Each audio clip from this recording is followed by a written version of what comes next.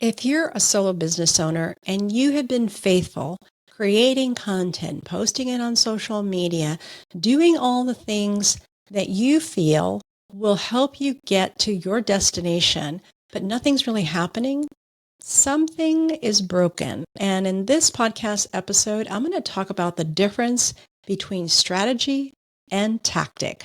Stay tuned.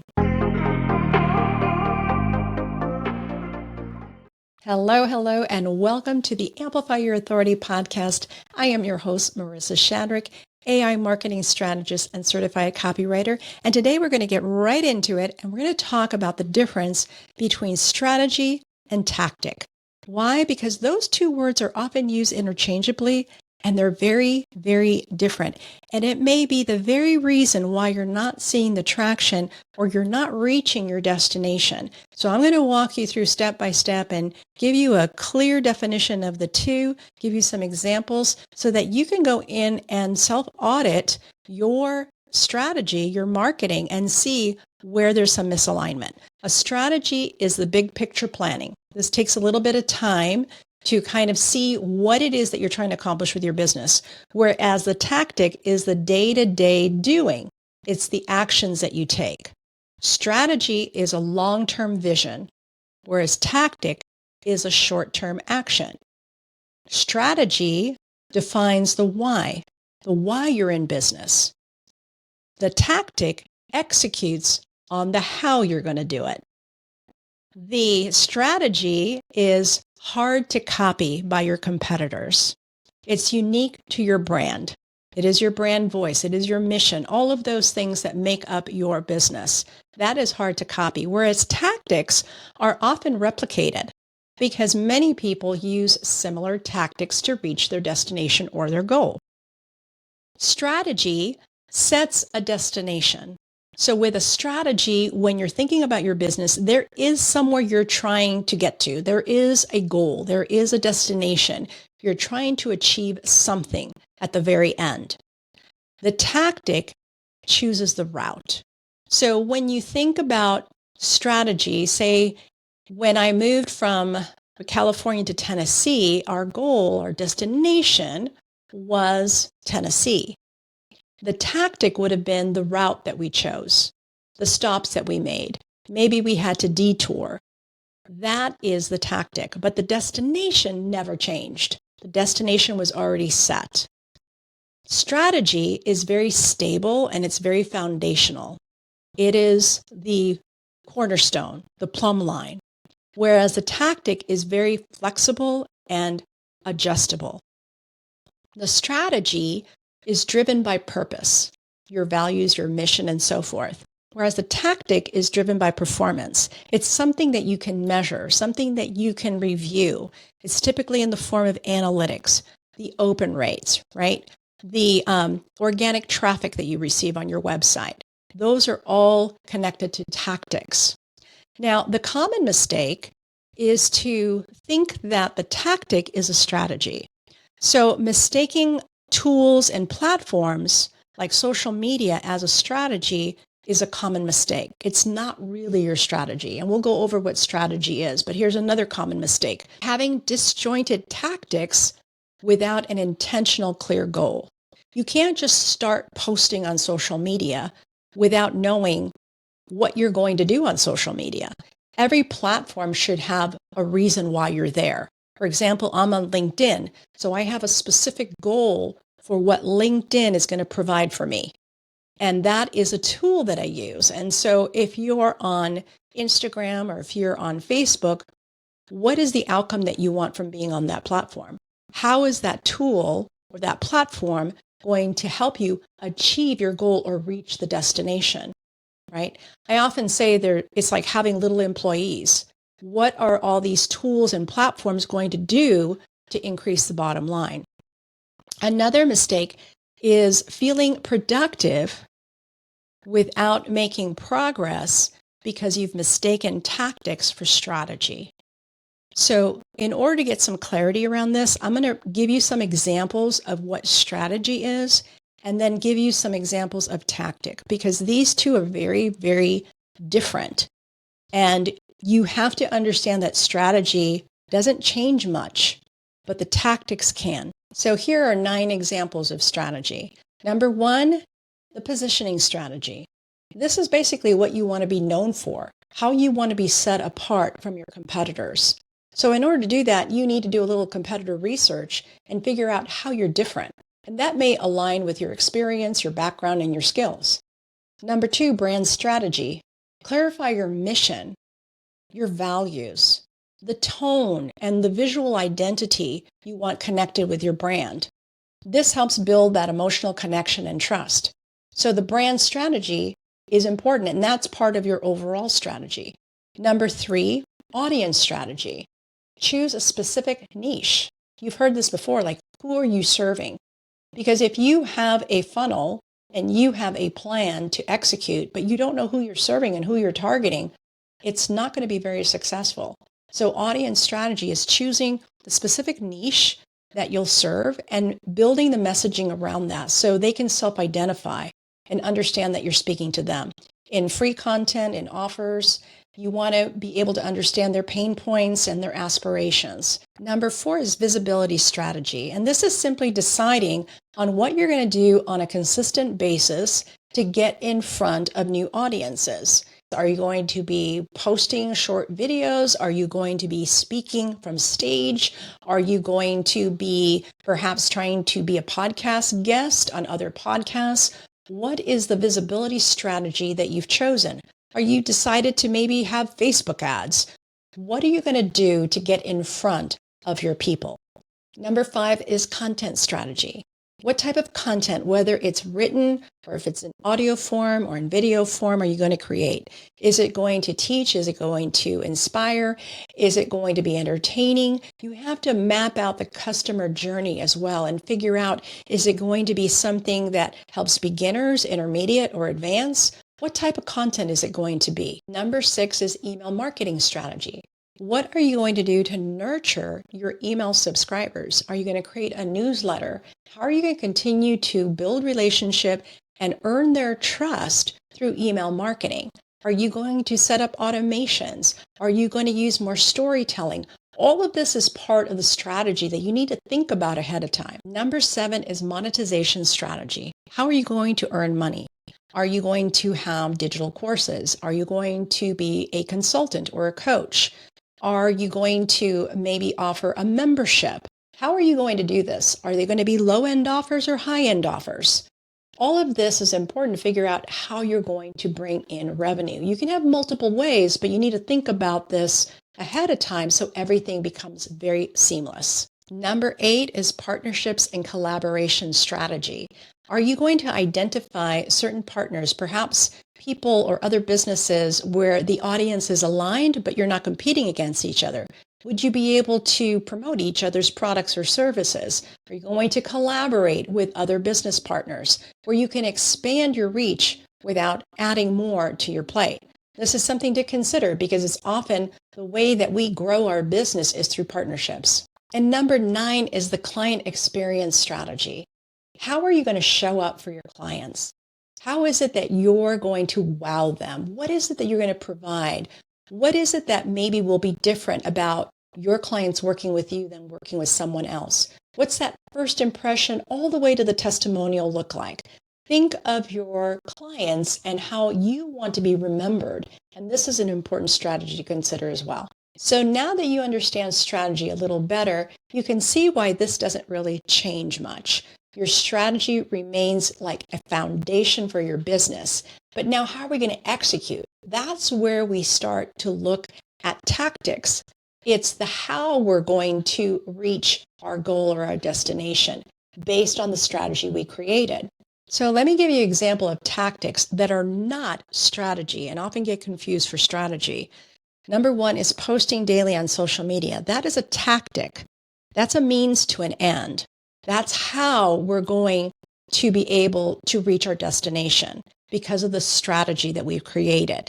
So it's not a strategy in itself, it's a tactic. Consistent posting is valuable, but without a defined objective or a target audience, it becomes activity without direction. And you're going to do a lot of work and not be able to get traction. So social media has to have a purpose. Each platform has to have a purpose, which is why I often recommend choosing one platform where you can show up and you can comment and you can respond to comments, you can DM people, because it takes a lot of work. And if you're spread too thin and you have a lot of social media platforms, then it's a lot of work because you're not being very personal to that platform. You're trying to generalize and just post everywhere. And some content does well on one platform, but it doesn't do as well on another. So the more specific you can be with the content you create for a specific social media platform, the better it is. But this is still a tactic. Tactic number 2 that often gets confused to be a strategy, but is a tactic, is content creation. So when you're creating blogs and videos and podcasts, you need to have a strategy behind it, because that is a means to an end. The blog post is a tactic. The video is a tactic. The podcast is a tactic. And so when you create content, you're thinking about that end goal. You're thinking about that destination. You're thinking about the strategy and why you chose that piece of content to produce it. Otherwise, you're going to have a lot of inconsistent branding. You'll post on one thing or you'll create content on another. It's going to be here and there. It's going to miss, and it's not going to be aligned to your strategy. Tactic number 3 that often gets confused for strategy is networking. Networking is fabulous. Relationship marketing is fantastic, but that is a tactic. It's not a strategy. So when you go to networking events or you go to conferences and you're saying, I'm going to be networking, that's my strategy. It's not, it's a tactic. But what happens is that oftentimes it lacks the follow-up. So it's a tactic that's being used, but it's not completed if it doesn't have follow-up. So attending events or joining online groups without a system in place to be able to nurture those new connections are missed opportunities. Here's tactic number 4, and you probably think this is a strategy, but launching a product without market research is really a tactic. Because when you introduce a new offer, even a free offer, without validating the demand or understanding your customer, it's going to lead to failure, because you have to consider why you're launching a product, and you have to go back to your strategy and understand your audience and your customer to figure out what it is you're going to offer. Just by looking to see what other people are offering and trying to replicate that, their tactic, is not going to necessarily bring you that revenue that you're looking for. It has to be very aligned to your strategy. Oftentimes people see people selling digital products and they'll see something and they'll think it's so simple. Oh, I could do the same thing and I can make some money selling this thing. But if it's misaligned and it's not aligned with your strategy, there's going to be some brand confusion there. Tactic number 5 is using AI tools, which is a great tactic, but without a clear purpose, it's not going to really help you. You can see now from what I've said so far about strategy and understanding exactly your business and what sets you apart and the niche audience you're serving, that if you don't have all that in place, when you begin to use a tactic like using AI, it's not going to have good output because you're not aligning it to your specific business. So you need to have your strategy super clear so that when you begin to give AI prompts, it understands your business, it understands your values, it understands your audience, it understands your goals, it understands your objectives, it understands everything, and it becomes better output. So you can see that AI is simply another tool. It's another tactic, a means to an end. It's not a strategy, but you need strategy plus AI to be able to produce better output. So some better practices would be to anchor your tactics to one core strategic objective. Best practice number 2 is to remember to set your strategy once, but then check your tactics often. See what's happening with the tactics that you're using. Is it growing your email list? Are you converting more? What's happening with the tactics? Review it, tweak it. There's always iterations of things that we do in order to improve it. Best practice number 3, clarify desired outcomes before choosing any tool. So when you're looking at tools, and now we have so many to choose from, there's lots of tools coming out, figure out what is the outcome that I want? What is the goal? Does this tool support it? Or is it something that's just really popular right now? Or is it something that I'll need in the future? Just use tools that you need right now to help you reach those milestones toward your goal. And you can always use AI to compare tools before you invest in any tools. The fourth best practice is keep your plan simple, measurable, and human-centered. This is really important. I'm such an advocate of simplicity, especially as a solo business owner. We don't need to overcomplicate our lives. And so keep it simple. Keep the strategy simple, keep the tactics simple, and improve over time. And then you can grow from there. And lastly, I want to remind you that AI supports your tactics, not necessarily your strategy. So if you have a tactic to create articles, it can support you in that. If you have a tactic to produce podcasts, it can support you in that. If your tactic is to produce videos, it can support you with that. AI is really a support tool for the tactics that you have in place that are aligned to your strategy. Hopefully that makes sense and you understand how we're using AI. The advantage to this is that AI will help you execute consistently without all the overwhelm. So you can be more consistent and you can even edit and improve your content. You can have AI analyze your content. All of this is very helpful to improve what you're already doing, not to add more. AI doesn't replace your why, it amplifies the how you're going to do it. It's going to support the tactics. So your business doesn't need a new direction, it needs alignment and action. So once you have the strategy, align it to the action, which is your tactics. One of the things that you can do to execute on the tactics is to have goals.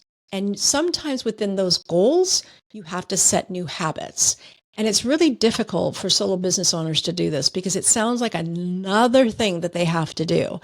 But I have a free tool, a custom GPT that will help you do this. It'll help you map out your annual goals, your quarterly goals, your monthly goals, your weekly goals, even your daily goals.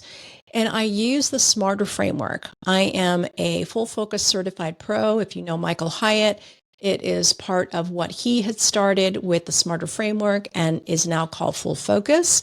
And in this custom GPT, I use the SMARTER framework. If you've never heard of it, SMARTER stands for, it's an acronym, and it stands for specific, measurable, actionable, risky, time-bound, exciting, and relevant. And it will help you once you have your strategy and you figure out what tactics you want to use, how you want to execute to reach that goal. This custom GPT can help you break it all down, right down to a day by day, the 3 things you need to do to achieve your goal. It makes it so simple. It helps you be able to not have decision fatigue. It helps you stay focused and it helps you get things done. So this is kind of an introduction to what AI can do. It's completely free. All you have to do is go to my website, marisashadrick.com/productivity, or you can even Google it, Marisa Shadrick and productivity, and you'll see it. It is completely free. It is a private community where I show up once a month and I provide a masterclass on productivity to help you execute, to help you reach those goals. But you have to have a strategy very clear and then figure out what tactics you're going to use. And then with this tool, you're able to execute day by day. So that's what I have for you today. If you listened to this podcast and you enjoyed it, I would love it if you leave a 5-star rating and review. I would appreciate it so much. I'm trying to get the word out about the podcast and I need your help to do that. So until next time, take care. Bye-bye.